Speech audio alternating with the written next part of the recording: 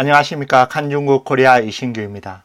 한때 대륙 최고 파파라치로 불렸던 쭈어웨이는 2017년 계정 폐쇄 이후 11일 저녁 틱톡 신규 계정 오픈을 발표하며 짧은 영상을 올려 인사를 나눴고 탕산여 폭행 사건에 대한 소회를 밝히기도 했습니다. 쭈어웨이 계정은 만들자마자 네티즌들의 관심을 끌었지만 12시간도 안 돼 플랫폼이 폐쇄됐습니다. 대만 연합보와 외신 등을 종합하면 각각 크고 작은 스타들의 사연을 공개하는 것으로 유명했던 그는 한동안 침묵 끝에 계정 개설이 온라인 커뮤니티의 유일한 본인의 계정이라며 연예계의 관점을 공유하기를 기대한다고 했습니다. 그는 또 탕산 사건의 동영상이 그를 매우 붕괴하게 했다며 해당 기간에 이 범죄자는 엄벌에 처해야 한다며 폭력은 여성과 멀어지게 해달라고 호소했습니다. 쭈어웨이 계정은 얼마 되지 않아 폐쇄됐습니다. 폐쇄 원인은 커뮤니티의 부적합이라는 플랫폼 관련 규정 위반이라고 밝혔습니다. 이 소식이 전해지자 네티즌들은 무언가 중요한 내막이 숨겨져 있을 거라고 추측하며 웅성거렸습니다. 탕산 사건은 탕산 경찰의 출동 시간 조작 의혹, 범죄 피해자 뒤에 숨은 보호막 등 관련 내부 정보가 지속적으로 드러나고 있는 가운데 관영 언론이 사건을 계속 뜨겁게 달구고 있다는 의혹이 제기되고 있습니다. 이는 중국 내부 투쟁과 관련이 있는 것으로 의심됩니다. 13일 네티즌 따우시량치가 인터넷에 올린 탕산 구타 사건의 3차 내막에 관한 비하라는 제목의 글에 따르면 첫 번째로 폭행을 한 뚱보가 동료에게 저 여자들을 길가에 데려가 X하자라고 말한 뒤 그 여자들에게 다가가 말을 걸었습니다. 그는 말을 하면서 한 여자의 등을 쓰다듬는 것 외에도 여자에게 욕설을 퍼부었습니다. 네티즌들은 여성이 격렬하게 저항하지 않았다면 결국 길가로 끌려가 폭행을 당했을 것이라고 지적했습니다. 또한 첨부된 사진에는 탕산 경찰이 해명해야 할 3가지 주요 문제가 있음을 공개하기도 했습니다. 첫째, 피의자는 경찰의 영문 글씨가 적힌 검은 옷을 입고 있어 신원이 의심된다는 점. 둘째, 경찰 원본 기록에 따르면 새벽 2시 41분 신고 전화를 받고도 경찰이 오전 6시 9분에 도착했다는 점. 셋째, 여성을 구타한 용의자는 보석금 60만 위안을 내고 풀려났지만 여론이 악화돼 경찰이 근거에 나섰다는 점 등입니다. 현재 이 사건은 드물게 타지의 랑판 경찰이 사건을 처리하게 되어 탕산 경찰은 더 이상 개입할 수 없습니다. 12일 왕위는 허베이성 부성장 옛 탕산시 당서기가 조폭의 보호막 역할을 하고 있다는 제목의 기사를 게재하면서 탕산의 식당 조폭 사건은 탕산 강가의 방대한 정치 경제 체계와 관련이 깊다고 밝혔습니다. 몇 년 동안 탕산에서는 놀라운 수의 주요 관리들이 낙마했습니다. 조사 중인 부성급 관리들 중 일부는 탕산 출신인데 예를 들어 허베이성 부성장 장허는 거의 40년 동안 탕산에서 근무했습니다.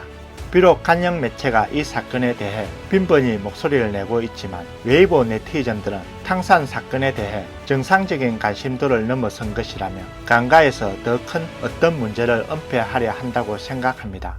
외신은 간영 매체가 발표한 소식으로부터 3가지 정보가 드러났다며 첫째, 사건 발생지가 아닌 다른 곳에서 사건을 처리한다는 것은 탕산시 관리들이 피하려 한다는 것이라며 탕산 강가에 후속으로 지진이 일어난 것입니다. 둘째, 신임 허베이 공안청장이 중앙기율위원회 배경이 있어 무언가를 준비해 온 것으로 의심되며 그렇다면 성공항청도 무사하진 못할 것입니다.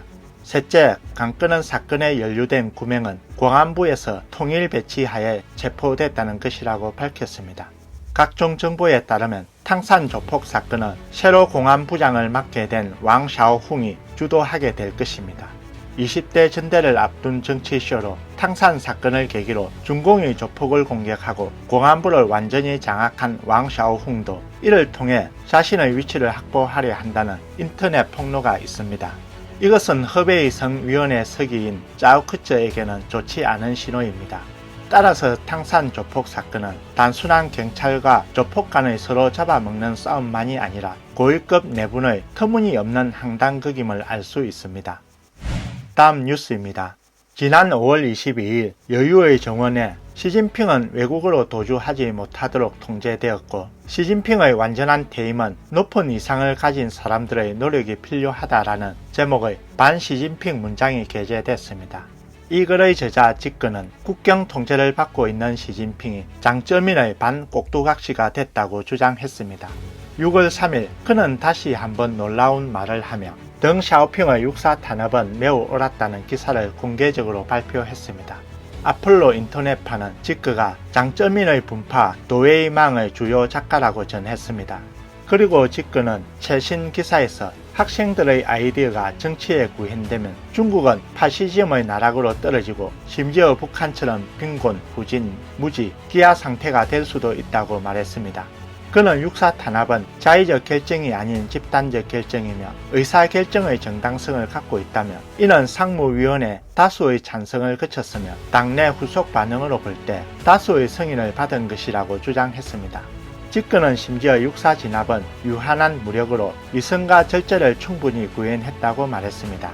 전 자오쩌양의 정치비서 마오통은 파강과의 인터뷰에서 덩 샤오핑은 6월 4일 의사결정의 지도자, 조직자, 계획자, 실행자, 최고 통수권자라고 말했습니다.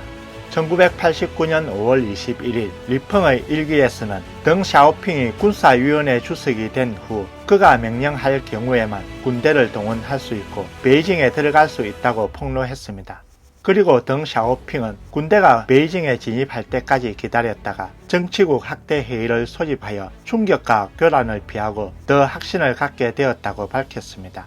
군대가 베이징에 입성한 후 회의를 개최했던 이유는 모든 참석자들을 급줄이는 의도였습니다. 20만 대군이 베이징에 도착한 후 덩 샤오핑은 용기를 내어 회의에서 자오쩌양의 하야를 선언하고 신임 총서기는 8대 장로가 지명한 장쩌민이라고 발표했습니다.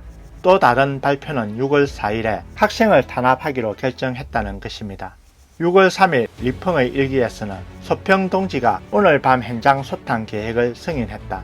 장쩌민 동지는 경호동 건물 4층에 있으며 창밖으로 천안문 동태를 직접 볼 수 있었다고 밝혔습니다. 육사 학살의 현장 사령관이자 가장 큰 수혜자는 장쩌민이라는 사실이 드러났습니다. 그렇다면 장쩌민파가 6월 3일 육사 학생운동 탄압은 매우 옳다고 공개적으로 선언한 것은 놀라운 일이 아닙니다. 오늘 뉴스는 여기까지입니다. 구독과 좋아요는 격려입니다. 공유는 나눔의 시작입니다. 시청해 주셔서 감사합니다.